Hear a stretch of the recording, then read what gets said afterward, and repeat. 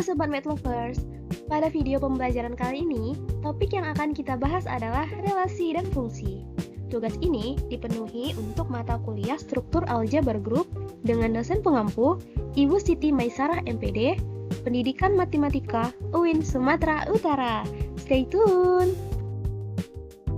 Dengan anggota kelompok, Hilmi Atta Syafiq dengan NIM 0305231007, Mutia Ifani dengan NIM 0305231010 dan Yalvina Mudia dengan NIM 0305231022. Nah, materi yang kita bahas pertama adalah relasi. Sebuah relasi pada dasarnya adalah sebuah himpunan dari pasangan terurut. Jadi, relasi adalah hubungan yang memasangkan anggota himpunan A dengan anggota di himpunan B. Definisi pertama tentang relasi, misalkan A dan B merupakan dua buah himpunan, maka hasil kali silang atau cross product dari A dan B dinotasikan dengan A kali B sama dengan himpunan A, B, di mana A elemen A dan B elemen B. Definisi kedua, sebuah relasi dari A ke B itu adalah subhimpunan dari A kali B.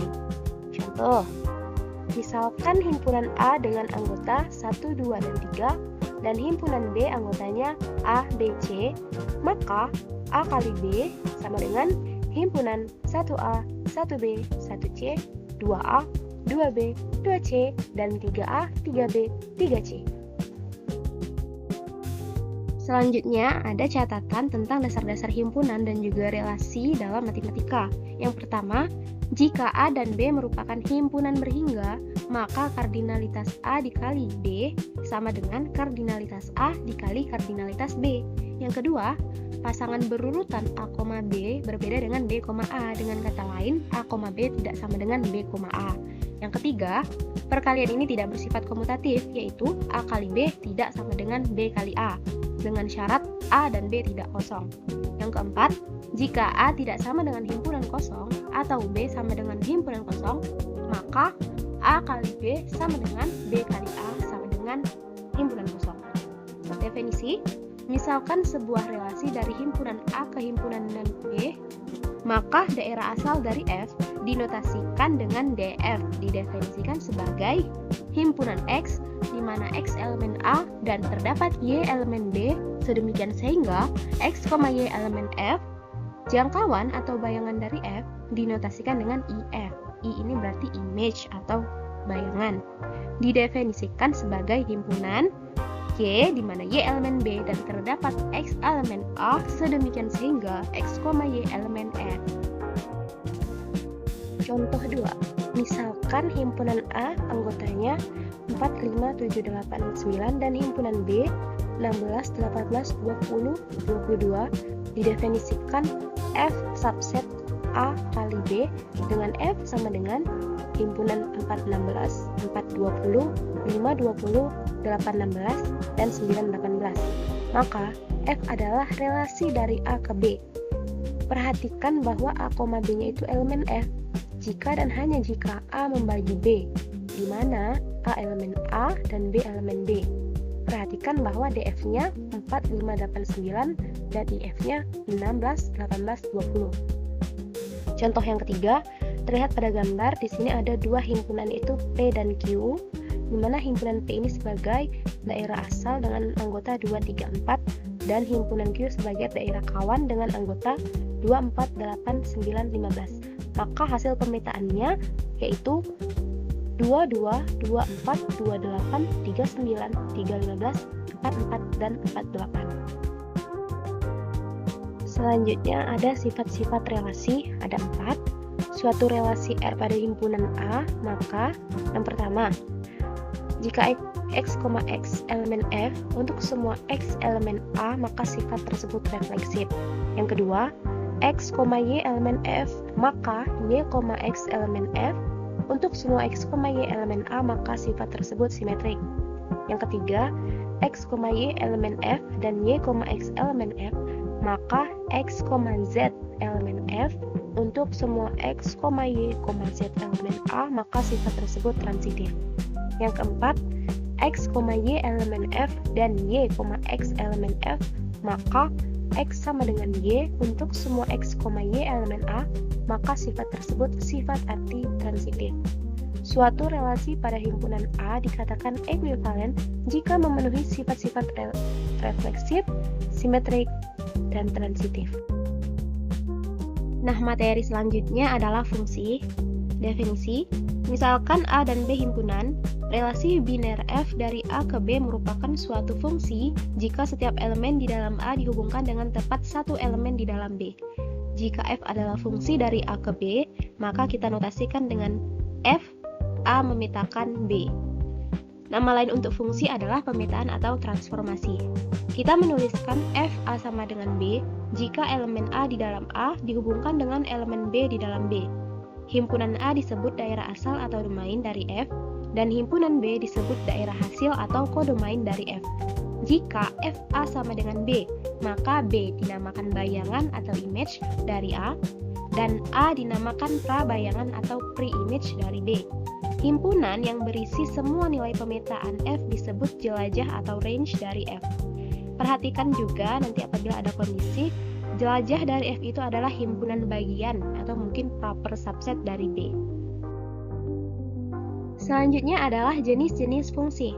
Fungsi yang pertama ada fungsi injektif atau satu-satu, yaitu memetakan setiap elemen di kodomain ke elemen berbeda di kodomain tepat satu kali.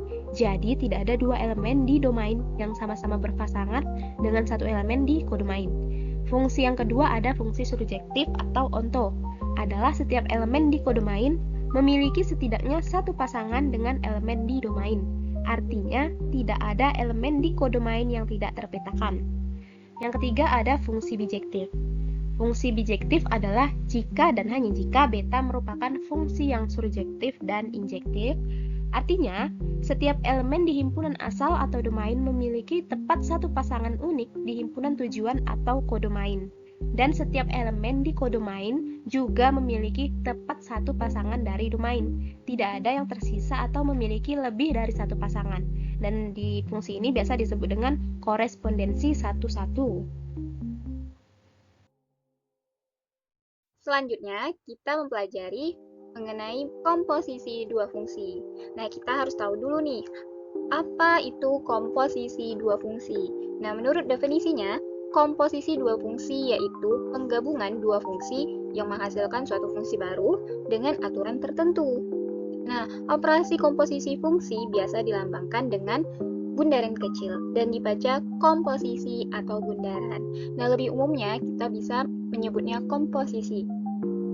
Misalkan ada fungsi fx dan gx, maka dibaca fungsi g komposisi f, ditulis g komposisi f seperti di materi ini, yaitu fungsi yang dipetakan oleh fungsi fx kemudian dilanjutkan oleh fungsi gx. Nah, komposisi fungsi g komposisi f dapat dituliskan dalam diagram panah berikut. Agar kita dapat lebih memahaminya lagi, kita lihatlah gambar berikut ini. Nah, misalnya ada himpunan A, himpunan B, dan himpunan C. Kita anggap himpunan A beranggotakan X dipetakan ke himpunan B oleh fungsi F, menghasilkan Fx. Nah, di himpunan B yang beranggotakan Fx, kita petakan lagi ke himpunan C oleh fungsi G, menghasilkan G Fx. Nah, bagaimana jika himpunan A dipetakan langsung ke himpunan C? Proses tanpa melalui proses yang lebih panjang ini. Nah, itulah yang disebut komposisi dua fungsi, yaitu fungsi G komposisi F. Jika ada fungsi fx dan gx, maka komposisi fungsi yang dapat terbentuk adalah yang pertama, fungsi f komposisi g, atau bisa kita sebut f bundaran g, yang artinya fungsi yang dipetakan oleh fungsi gx kemudian dilanjutkan oleh fungsi fx. Nah, teman-teman harus ingat, untuk komposisi kita harus mengerjakan terlebih dahulu yang di sebelah kanannya. Nah, jadi fungsi g-nya yang dikerjakan terlebih dahulu, kemudian hasilnya disubstitusikan ke dalam fungsi f, sehingga dapat dinotasikan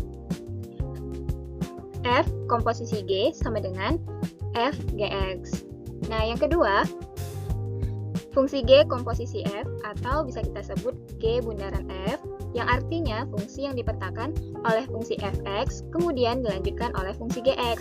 Nah, jadi fungsi f-nya yang kita kerjakan terlebih dahulu karena dia yang di sebelah kanan.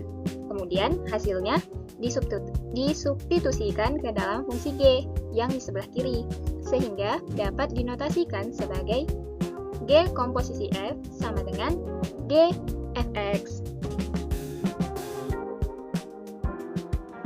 Masuk kita ke contoh soal. Diketahui fungsi fx sama dengan 2x ditambah 1 dan gx sama dengan x pangkat 2 dikurang 3x ditambah 4. Tentukanlah rumus komposisi dari A, f komposisi G, B, G komposisi F. Penyelesaian. A, f komposisi G sama dengan bisa kita jabarkan menjadi f gx. Kita ganti semua variabel x pada fungsi fx dengan gx-nya. Sama dengan 2 dikali gx ditambah 1. Kita substitusi nilai gx-nya sama dengan 2 dikali x pangkat 2 dikurang 3x ditambah 4 ditambah 1. Nah, kita selesaikan operasinya sama dengan 2x pangkat 2 dikurang 6x ditambah 8 ditambah 1. Maka f komposisi G sama dengan 2x pangkat 2 dikurang 6x ditambah 9. Untuk yang B, G komposisi F sama dengan bisa kita jabarkan menjadi G fx. Nah, kita ganti semua variabel x pada fungsi gx-nya dengan fx. Maka sama dengan fx pangkat 2 dikurang 3 dikali fx ditambah 4. Kita substitusikan nilai fx-nya, maka sama dengan 2x ditambah 1 pangkat 2 dikurang 3 dikali 2x tambah 1 ditambah 4. Kita selesaikan operasinya sama dengan 4x pangkat 2 ditambah 4x ditambah 1 dikurang 6x dikurang 3 ditambah 4. Maka G komposisi F sama dengan 4x pangkat 2 dikurang 2x ditambah 2. Nah, kesimpulannya pada operasi komposisi fungsi tidak berlaku sifat komutatif, yaitu F komposisi G tidak sama dengan G komposisi F. Nah, selanjutnya kita membahas bilangan bulat. Konsep bilangan bulat banyak digunakan dalam permasalahan aljabar abstrak. Oleh karena itu, pembahasan berikut ini akan menyangkut konsep tersebut, terutama terkait dengan sifat-sifat bilangan bulat. Bilangan bulat memiliki sifat terurut dengan baik yang mengandung arti setiap himpunan bilangan bulat positif tak kosong mengandung bilangan terkecil. Di samping itu, konsep keterbagian pada bilangan bulat juga tidak kalah penting dan sangat mendasar. Nah, apa itu keterbagian? Definisinya yaitu bilangan bulat A membagi habis bilangan bulat B. Bisa kita tulis A garis lurus B. Nah, garis lurus di slide ini adalah simbol melambangkan habis membagi. Nah, jika dan hanya jika ada bilangan bulat K sedemikian hingga B sama dengan K dikali A. Jika A tidak membagi habis B, maka ditulis dengan bisa kita tuliskan A garis lurus, kita coret garis miring B. Nah, itu melambangkan A tidak habis membagi B. Nah, contoh 3 habis membagi 15. Karena ada bilangan bulat K sama dengan 5, sedemikian hingga 3 dikali 5 sama dengan 15. Nah, contoh 2 tidak habis membagi 13, karena tidak ada bilangan bulat K sedemikian hingga 2 dikali 3 sama dengan 13. Nah, selanjutnya materi faktor persekutuan terbesar atau dalam bahasa Inggrisnya Greatest Common Divisor. Bisa kita singkat GCD. Nah, apa itu definisinya? A, B elemen Z. Himpunan bulat tak nol. Bilangan bulat D disebut faktor persekutuan terbesar atau Greatest Common Divisor. Dari A dan B dinotasikan dengan GCD A, B jika dan hanya jika memenuhi D habis membagi A dan D habis membagi B. Dan jika E habis membagi A dan E habis membagi B, maka E lebih kecil sama dengan D. Nah, definisi di atas menunjukkan bahwa jika GCD A, B sama dengan D, maka D lebih besar sama dengan 1. Dan apabila ada faktor persekutuan lain, misalnya E, maka E lebih kecil sama dengan D. Nah, masuk kita ke contoh. Tentukan GCD dari 16,32. Penyelesaiannya, faktor bulat positif dari 16 yaitu 1, 2, 4, 8, dan 16. Nah, faktor bulat positif dari 32 sama dengan 1, 2, 4, 8, 16, dan 32.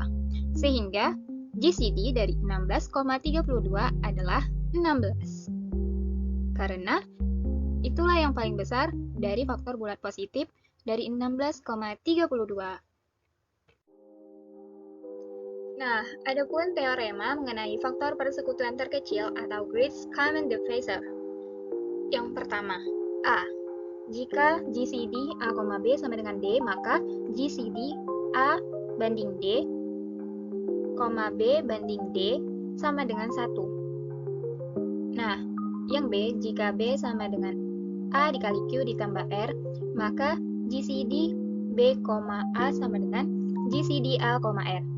Yang C, jika A, B sama dengan tidak 0, anggota Z, yaitu himpunan bilangan bulat, maka ada bilangan bulat X dan Y sedemikian, sehingga AX ditambah BY sama dengan GCD A, B. Yang D, jika A, B tidak sama dengan 0, anggota Z, himpunan bilangan bulat, A, B saling prima, maka ada bilangan bulat X dan Y sedemikian, hingga AX ditambah BY sama dengan 1.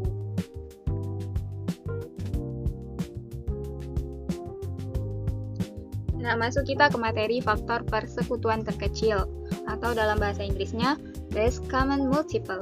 Apa itu faktor persekutuan terkecil?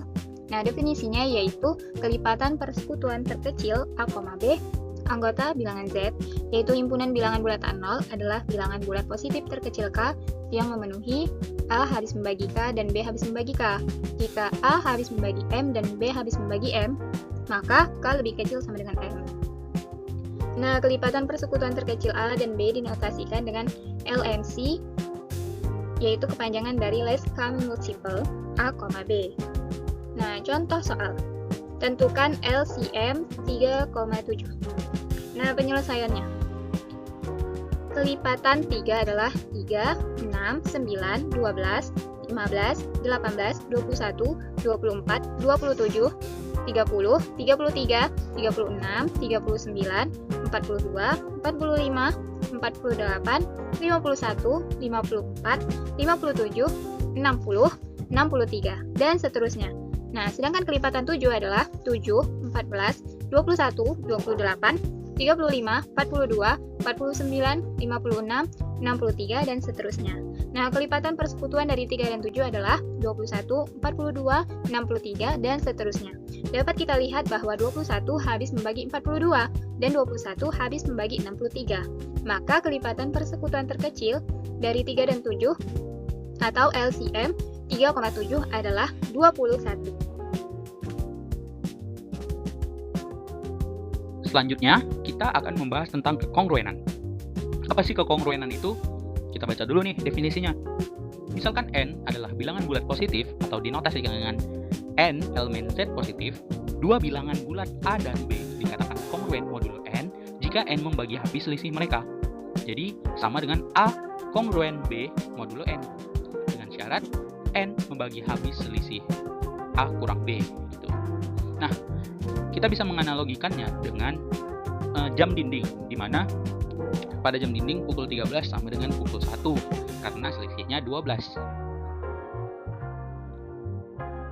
Nah, selanjutnya untuk lebih memahami definisinya, mari kita masuk ke contoh soal. Misalkan ada pernyataan 25 kongruen dengan 47. Nah, pertama-tama kita cek dulu selisihnya.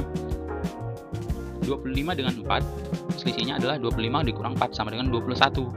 Nah, karena tadi di pernyataannya dibilang modulo 7, maka kita cek apakah 21 habis dibagi 7. Dan seperti yang kita tahu, 21 itu habis dibagi dengan 7. Maka pernyataan ini adalah benar. Selanjutnya, untuk pernyataan kedua, min 16 kongruen dengan 5 modulo 3. Dengan cara yang sama, pertama-tama kita cek dulu selisihnya antara min 16 dan 5. Min 16 dikurang 5 sama dengan min 21. Nah, 21 juga habis dibagi 3. Maka pernyataan ini juga benar. selanjutnya kita masuk ke sifat-sifat pada kekongruenan. Nah, jika A kongruen B modulo N dan C kongruen D modulo N, maka ada 4 sifat yang terjadi. Yang pertama adalah penjumlahan, di mana A tambah C kongruen dengan B tambah D modulo N. Kemudian ada pengurangan, A kurang C kongruen dengan B kurang D modulo N. Kemudian perkalian, A kali C kongruen dengan B kali D modulo N. Kemudian ada pengkuadratan. Nah, pada pengkuadratan A pangkat K kongruen dengan B pangkat K modulo N. Selanjutnya kita masuk ke pembahasan residu terkecil. Nah, apa itu residu terkecil? Mari kita baca definisinya. Residu terkecil adalah sisa pembagian R di mana R lebih dari atau sama dengan 0 dan kurang dari N. Contoh, residu dari 29 mod 2, cara mencarinya adalah kita bagi dulu 29 dibagi 2. Nah, sisanya itu adalah residu terkecil. Tuh. Jadi karena 29 bagi 2 sama dengan 14, sisa 1, maka residunya adalah 1. Selanjutnya kita masuk ke pembahasan tentang induksi matematika. Nah, induksi matematika ini adalah cara yang digunakan untuk membuktikan kebenaran dalam deretan tak hingga dengan 2 langkah kunci. Apa aja itu langkahnya? Yang pertama, langkah dasar atau basis, yaitu membuktikan rumus benar untuk N sama dengan 1. Kemudian, langkah kedua yaitu langkah induktif. Langkah induktif ini terbagi lagi menjadi 2 langkah. Yang pertama, asumsikan benar untuk N sama dengan K, dan buktikan benar untuk N sama dengan K tambah 1. Nah, langsung saja kita masuk ke contoh soal untuk induksi matematika. Di sini kita mempunyai soal yaitu buktikan 1 tambah 2 tambah sampai tambah N sama dengan setengah N kali N tambah 1. Langsung saja kita selesaikan dengan cara induksi matematika. Langkah pertamanya, kita buktikan benar N sama dengan 1. Nah, untuk ruas kiri sudah pasti kita sama dengan 1. Kemudian ruas kanan kita ubah N menjadi 1 atau kita substitusikan. Jadi 1/2 kali 1 ditambah N tambah 1 kan 1 tambah 1, maka jadinya 2. Jadi setengah dikali 1 dikali 2 sama dengan 1. Nah, jadi ruas kanan dan ruas kiri itu benar untuk N sama dengan 1. Kemudian langkah kedua, asumsikan bahwa N sama dengan K itu benar. Nah, di mana N sama dengan K-nya adalah 1 tambah 2 tambah sampai dengan tambah K sama dengan 1/2 K dikali K tambah 1. Karena N kita substitusikan dengan K. Dengan target N sama dengan K tambah 1. Jadi, langsung saja kita sederhanakan. Nah, di sini ruas kiri menjadi 1/2 kali K tambah 1 kali K tambah 1 tambah 1.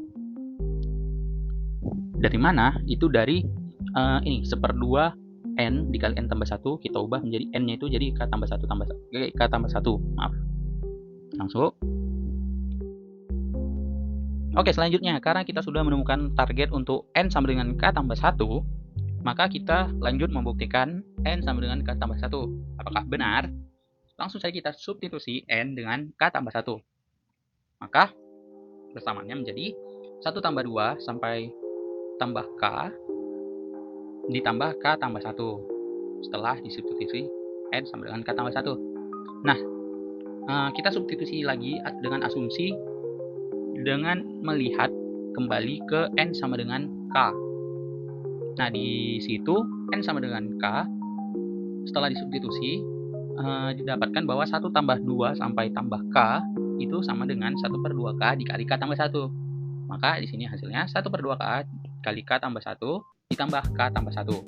Kemudian kita faktorkan. Nah, kita faktorkan menjadi K tambah 1 dikali 1/2 K tambah 1. Selanjutnya 1/2 K ditambah 1 kita sederhanakan dengan langsung menambahkannya. Jadi 1/2 K ditambah 1 hasilnya K tambah 2/2. K samanya menjadi K tambah 1 dikali K tambah 2/2. Nah, kemudian kita keluarkan 1/2-nya. maka menjadi 1/2K tambah 1 kali K tambah 2. Nah, karena sudah sesuai dengan target N sama dengan K tambah 1 di slide sebelumnya, maka pernyataan ini sudah benar, di mana 1 tambah 2 tambah sampai dengan tambah N sama dengan 1/2N dikali N tambah 1 setelah melewati langkah-langkah induksi matematika. Mungkin sampai di sini saja video kita pada kali ini. Terima kasih untuk semua teman-teman yang sudah menonton dan semoga bermanfaat.